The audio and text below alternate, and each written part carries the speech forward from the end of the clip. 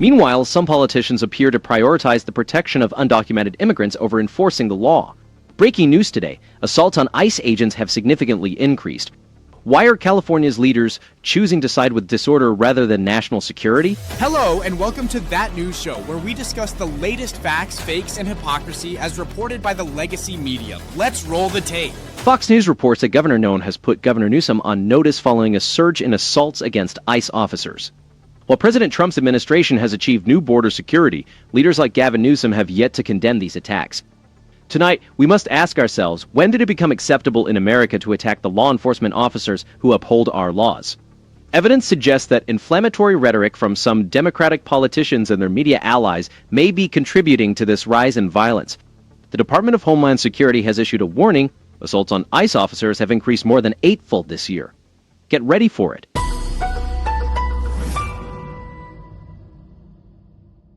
The border is secure. Well, and when Kristi Noem, when she said the assaults on police officers, on ICE officers has gone up 830%, many of them are blaming the Democrats and the mainstream media, saying their lies and their fake stories continue to stir hate and violence. When you look at what some of these lawmakers are doing, you have that congresswoman out in California who shared ICE employees' business cards with violent groups, and one of those business cards resulted, the address was on there, they went over to the guys. Assaults on ICE officers have surged more than eightfold in just 6 months, primarily due to reckless rhetoric and dangerous misinformation propagated by some Democratic politicians and their media allies.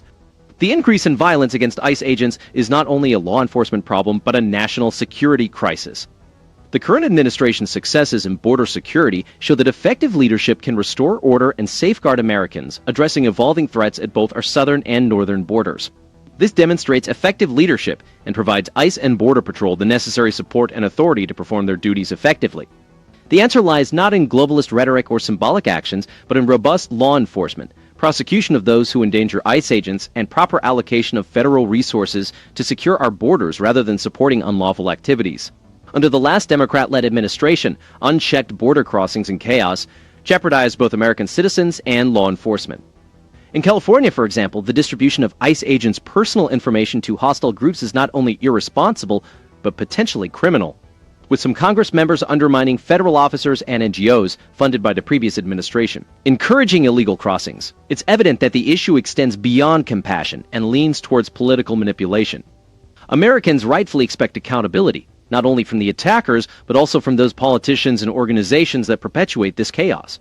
This isn't an isolated event. There's a troubling pattern of organized groups targeting officers and their families, often with tacit or active encouragement from certain politicians. Also, you have the Congresswoman, LaMonica McIver. Remember that story when she went to the detention center in Newark? Assaulted her. Yes, she is accused of storming an ICE detention center in Newark and allegedly assaulting an ICE officer. You have ICE officers that were doxxed and threatened by Antifa-affiliated groups in Portland, Oregon, and says the group posted pictures and personal addresses of these ICE officers. Yeah, you had 5 Iranians who were nabbed at the U.S. The attacks on ICE officers, whether physical or through targeted harassment, threaten the foundation of our republic. These criminal acts directly attack the safety and morale of those tasked with protecting our borders and enforcing our immigration laws. The escalation from protests to personal intimidation, often met with silence or encouragement from some left-leaning figures, should alarm anyone who values national sovereignty and public safety. This isn't just a minor dispute. It reflects a broader trend where certain Democratic officials, rather than uphold their constitutional oath, interfere with lawful immigration enforcement and then claim political persecution when held accountable. In Portland, Oregon, Antifa-affiliated groups have doxxed ICE officers, exposing their personal information and subjecting their families to threats and harassment. This incident is part of a larger pattern. Americans expect their leaders to support law enforcement, protect our borders, and prioritize the interests of citizens. One side prioritizes American safety and the integrity of our borders, while the other obstructs enforcement and endangers federal officers through both rhetoric and actions. When Congressmember LaMonica McIver was federally indicted for allegedly assaulting an ICE officer during an unauthorized entry at a Newark detention center, it highlighted the lengths some politicians will go to undermine federal law enforcement and the rule of law. Robust prosecution of those who endanger federal agents, strict accountability for NGOs receiving public funds, and steadfast support for operational border security are essential for maintaining our sovereignty and security. While the southern border has seen improvements, emerging threats at the northern frontier, highlighted by the recent capture of 5 Iranian nationals, security challenges apprehensions have reached historic lows, with operational changes leading to an 89% reduction in encounters and the elimination of got-away incidents. On the other hand, the Trump administration has made significant strides in border security. The contrast is stark. Northern border. Keep in mind they just had another assassination attempt at, threat at President Trump. Did you see that? Offering, what, $40 million for someone who kills Donald Trump? And it was, what do they call it, crowdsourcing? Yes. So everyone was able to chip in. So you wonder, Secret Service, you better be on your game. I hope you are. Sean Curran's running things. But the other subplot, I think, to the immigration story, which has so many different moves, we always looked at these NGOs. They're getting these numbers, so people will cross. They'll end up with the Catholic Charities and others. They get this huge sum of money. And then these guys come across, these men and women come across, some unaccompanied minors. They come in, they get their clothes, they get there, and they're shipped out. And I'm thinking, how do they get this money? Where are they actually going? Well, now they're doing an investigation. And it turns out that FEMA funneled massive grants to NGOs through what became the Shelter and Service Program. Those funds help cover hotel stays, transportation, other perks. They're starting to look at 200 separate NGOs. Where's the money? What did you do? Who commissioned you? And by the way, I like an accounting of all of it. And don't forget what Elon Musk said during Doge. Astonishingly, the revenue of just 3 NGOs jumped from nearly $600 million Oz to $2 billion in a few years, paralleling the surge in federal funding. Ongoing investigations into NGO funding and exposure of Iranian-linked assassination plots highlight the critical need for continuous vigilance, transparency, and a renewed commitment to American sovereignty. The contrast between the decisive actions of the current administration and the shortcomings of previous Democratic leadership is stark.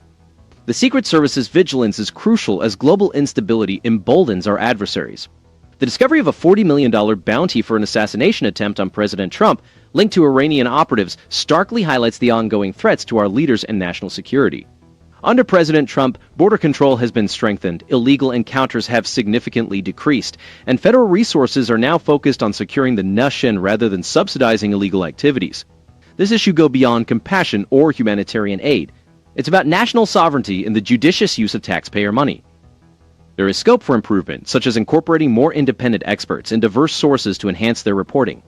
Fox News has effectively highlighted these issues, employing impactful visuals and detailed reporting to illustrate the consequences of lax border enforcement and unchecked NGO funding. Their coverage sheds light on operational changes that have led to historically low border apprehensions.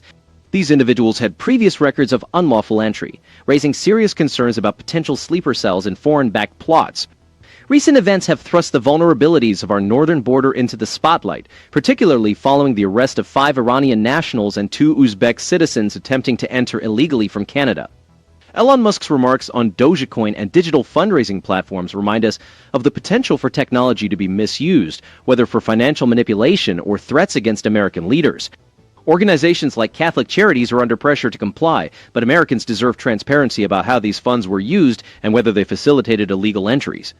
At times, the network could better distinguish between factual reporting and speculative commentary, particularly regarding the motivations of NGOs and the exact nature of threats to domestic security. An audit in 2023 exposed that over half of FEMA's funding was unaccounted for due to inadequate documentation. A House investigation is currently examining over 200 NGOs for possibly using federal funds to incentivize illegal immigration. Critics may object, but unchecked funding for organizations lacking accountability must end. This leaves us with so many things to consider. What we are witnessing is not merely a breakdown in immigration enforcement, it's a direct assault on the very concept of American sovereignty. The result is clear: chaos at the border, increased assaults on law enforcement, and a political class more concerned with global approval than with protecting American families. If we fail to defend our borders, we risk losing our nation.